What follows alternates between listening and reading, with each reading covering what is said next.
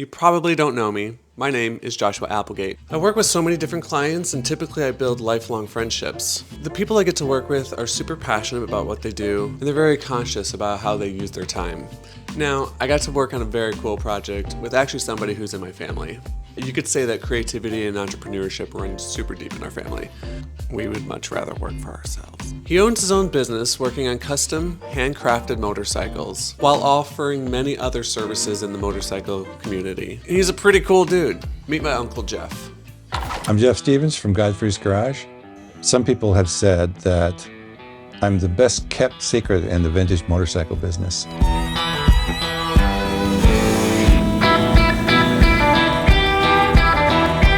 When I first started riding, it was always the neighbor's bike, you know, the kid that had the dirt bike that their parents got them. And I had begged my parents for a motorcycle and was rejected numerous times. Eventually, I just saved up enough money to buy my own jalopy, fix it up to ride it around. I just wanted to ride. I was a kid who wanted to go dirt biking.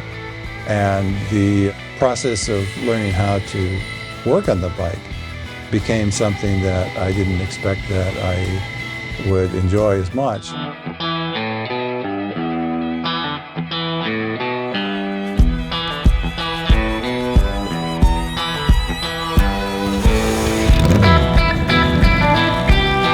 At a young age, this is a new form of freedom and transportation. You can go places.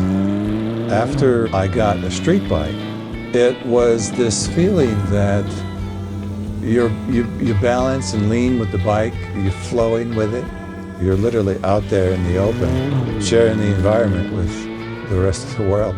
I spent a lot of hours out riding through the countryside. I guess I have a style that classic cafe style, something that you would see in the 70s or 80s. The original cafe racer was built to perform. Form followed the function. And be lightweight, simple, and go down the road fast.